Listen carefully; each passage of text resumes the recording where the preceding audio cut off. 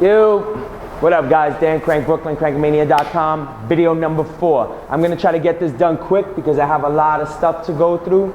So I'm not gonna take up too much of your time, but I wanna give you some useful information. Video number 1, goals. Video number 2, talked about calories, how to figure out how many is best for you for your specific goal. Video number 3, the metabolic adaptation. Possibly your diet right now is getting you fat. I need you to watch these 3 videos before we move on to this. Again, I'm gonna be kind of quick, so stick with me. Have your pen and pad handy. So in video number 2, we figured out how many calories we're supposed to have in order to meet our specific goal. It's supposed to be up here. But in video number 3, if you kept track of your calories like I asked you to, I didn't want you to cheat and be good. I wanted you to be honest. If you kept track of your calories, we might have figured out it's down here. But real quick, there was 2 possible scenarios from keeping track of your calories you would have found out. 1, you're eating too much. That's simple. If you're eating over your caloric maintenance, eat less. Very simple. 2, you're eating under your caloric maintenance, you have that possible metabolic adaptation. We have to do something called a reverse diet. It's very popular nowadays with modern bodybuilders. All right?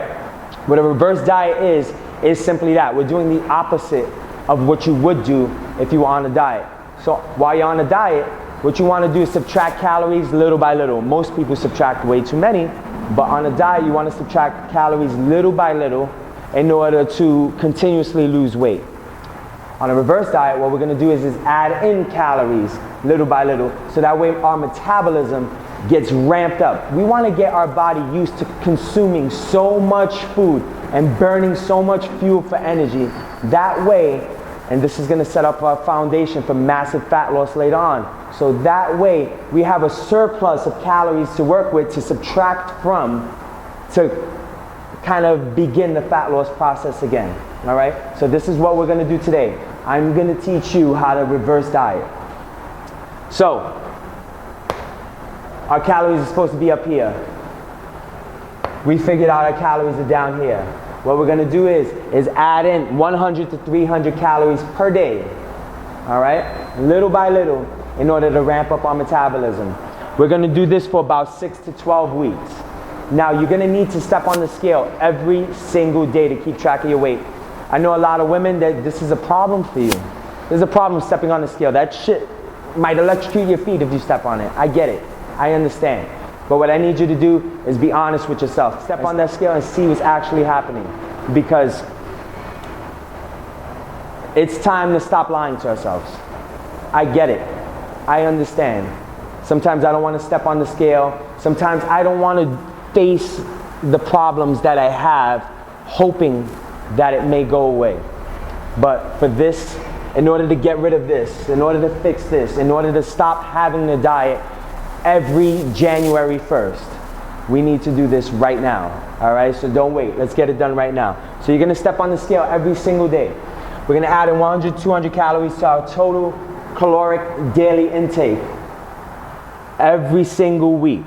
And if you notice that you start to gain weight, a pound, 2 pounds, you're going to stop adding in calories and you're going to stay right where you are. I don't want you to reduce the calories. I want you to stay right where you are. In this entire process, in this 6 to 12 week process, you're expected to gain 1 to maybe 8 pounds. You're expected to gain that much weight. It happens. You don't want to cram in a bunch of calories in one shot. You want to step on the scale every single day and make sure that the weight is either staying where it's at or going up little by little. Not a lot. Some people actually lose weight on a reverse diet. Their body actually needs the extra calories for all the metabolic processes that goes on in their body to sustain life. So you may actually lose weight. Who knows? But this is something you got to try it out. You got to try out. Now, your macronutrient breakdown. Again, this is a lot of math, so stick with me. Stick with me. I know you guys are probably getting bored. So, your macronutrient breakdown, between 0.8 to 2 grams per pound. I know that's a big variance in how many grams of protein you may need. I want you guys to stick with 1 gram of protein per pound, all right? Fat calories, or fat grams, between 20 to 30%. Now there's a big one. if you work out a lot in the gym, if you work out 5 days a week or 4 days a week, you run on the weekends, and you have a strenuous job, you may need a lower amount of fat, And now this is why. Because whatever calories are left over are going to go towards carbs. So if you work out a lot, your main goal is performance. All right, like I said, if you're working out, that's the most important part of this whole process. Actually, I didn't say that, I'm saying it now. That's the most important part of this entire process. Working out, heavy resistance training. That's gonna build the lean tissue. Girls, you're not gonna build jacked muscles, I promise. But that's gonna build the lean tissue that sustains a very, very high metabolism that keeps you lean for the majority of your life. All right? You need that muscle, that lean muscle, not that bulky muscle, that long, lean muscle. And it pains me to say that, but you need it. All right? So, this is the breakdown. We're gonna work with Susie. We're gonna use the example of Susie from before. Susie weighs 160 pounds. Now, Susie was eating 1,600 calories. We threw in 200 and bring it up to 18. Again, little by little. This is Susie's first week. First week on the reverse diet. We give her a gram per pound of protein. That brings her up to 160 grams because Susie weighs 160 pounds.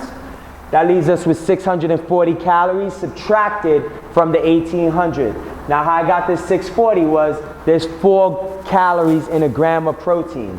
All right, so I just multiplied 4 by 160 and I got 640.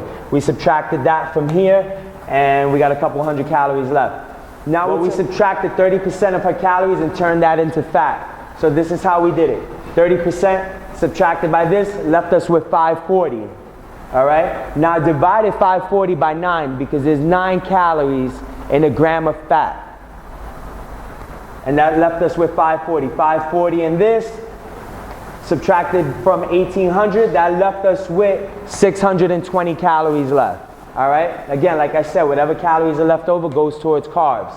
That left us with 620. I divided 620 by 4, that left us with 155 grams of carbs. All right? Now, why I used 30 was Susie's very sedentary. All right? She works out in the gym like 3 times a week, and that's pretty much it. Her job, she has a sedentary job.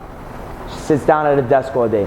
Just because she goes to the gym 3 times a week, that doesn't make her very active. Maybe walks to the train. She doesn't need that many carbs. The carbs she needs, this 155 grams of carbs, is going to go towards performance in the gym, which is not that much. She only works out 3 hours a week. And all the metabolic processes that happens in her body. All right? So, here's the rundown. And I know there's a lot of stuff for you guys to take in, but it's better than 10 more years of trying to diet, all right? So this is the honest truth. I'm gonna be real with you guys. I need you to learn this. Some of you guys have a trainer. If you have a trainer, ask him to help you out with this. If he doesn't know about this stuff, I don't know, ask somebody else, all right? So this is what we're gonna do. We're gonna add in 200 calories to what it is we're eating now, to what we figured out we're eating now, only 200 calories. We're gonna do this entire breakdown. Let's run with the gram per pound. We're gonna do a gram per pound of protein. This is what I want you guys to do. We're gonna make it simple. Gram per pound of protein. 20% of your total calories. Whatever's left over, we're gonna use that for carbs. Again, remember this breakdown that I just spoke about. You're gonna run this entire process for 6 to 12 weeks. All right? Keeping track of your diet every single day, or keeping track of your weight every single day. If you start to gain weight too fast, stop adding calories in. Stay right there. Wait till your metabolism catches up to your food intake. Run this for 6 to 12 weeks. And if you're getting good results, if you've only gained 1 to 2 pounds in 6 to 12 weeks, do it for a little bit longer. All right? It's winter time anyway. You got to wear a sweater. Who cares? Summer isn't near. So take your time with this reverse diet before you go back on a diet. And then a couple months from now, because I'm not going to put out a diet video now. I want you guys to do this. A couple months from now, I'll show you guys how to diet correctly. But for now, run this process for 6 to 12 weeks. Keep track of your body weight. Some of you guys may even lose weight, which is an amazing thing, a great thing. Some of you guys may gain a couple pounds, and that's fine, it's expected. But throughout this entire process, you take your ass to the gym. Work out hard, all right? Because working out's the easy part. get this done. Go to the gym, work out, resistance train, run the reverse diet, and set up the foundation for good results. My name is Dan, crankbrooklyn, crankomania.com, and I'm out. Peace.